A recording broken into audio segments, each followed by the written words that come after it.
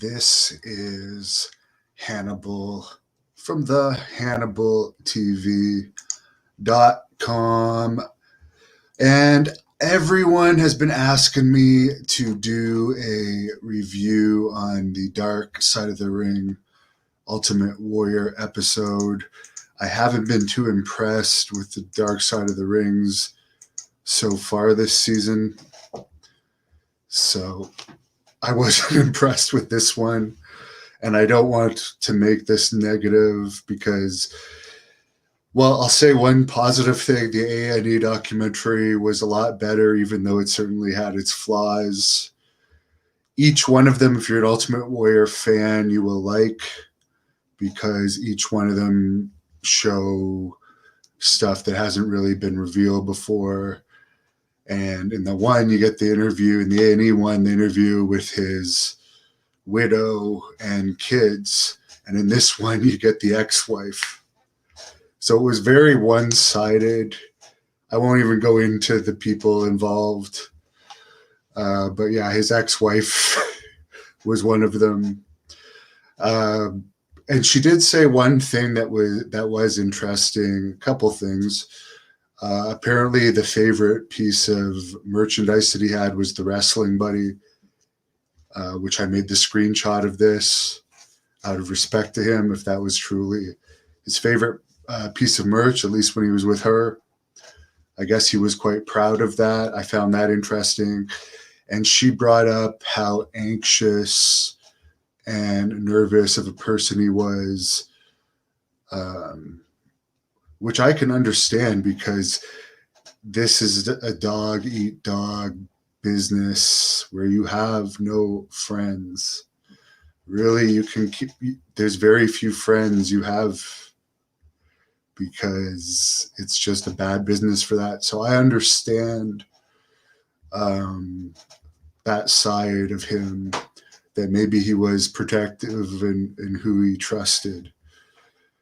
So even Shane Douglas, in my shoot interview with him that you guys can check out, I put it as an individual clip. I'll even put it in the description of this.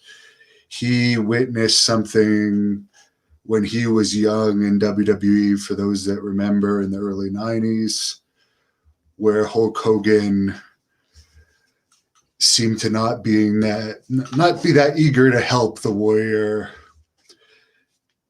take the torch. And by the way, one thing these two documentaries have in common is they skipped over his title reign as if it was nothing and nothing happened in it. And they just focused on the negative stuff. And it seems like after WrestleMania 6, in both of these documentaries, he did practically nothing till SummerSlam 91. That's like over a year and a half, isn't it? I'm not a mathematician, but that's a pretty good run with the title. Maybe it is a year and a half, but it's over a year, depending on when the WrestleMania was.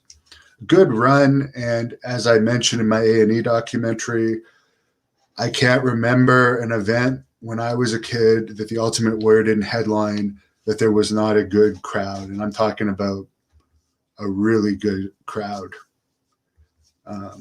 Not compared to anything I've seen at house shows in recent memory since the Austin era ended. Because even when I stopped paying to go see wrestling events, I did arena security for a year, so I would still do security at various events. And then as far as Jake the Snake saying at the Hall of Fame he was going to hit him with a roll of quarters, that is not believable. I'm sorry, Jake. Let's get into a few of your comments, not too many. Will says, hi. Yeah, I may have had some THC drops after my workout tonight. Bingo says it was, or Bang Bang, whatever your name is, says it was the self-destruction of the Warrior sequel, basically. Very, very much so, although not quite as bad as the self-destruction as the Ultimate Warrior. Mike Piper is in the room. I just don't want to wake her up because she's sleeping under my desk. Richard, the season has been a letdown so far, and I'll be honest, I haven't even made it through like 15 minutes of the collision in Korea one. I tried to start watching it, and it's just so boring. Maybe it's because I already know the story from my interviews with Sonny Ono and Scott Norton and Scorpio. But yeah. Dextrosity, did they define it? I may have blocked that part out because my ears tend to have an automatic switch off when it's Jim Cornette talking. Jim Ross, and I know he's lost his wife, so I'm not going to say anything too bad, but it seems like ever since he's been gone from the WWE, he's always just grumpy. So, and I'm not saying at one point in time I really liked him, but he's way too grumpy. Dr. Peter, hey, I haven't seen you from a while. You had an awesome run in Texas. Thanks. Well, I'm going back to Texas to cover some events, or one event anyways, in San Antonio in September. There's rumors that Shane Douglas might be there, as well as possibly the Blood Hunter and Blaze, from what I understand from what Blaze told me. So Texas is not done. Texas has only just begun the destruction that the Blood Hunter will cause in that state. I guarantee that, because he's my favorite wrestler, and I love to bother Blaze and try and annoy her to get me an interview with her anyways, if he won't talk.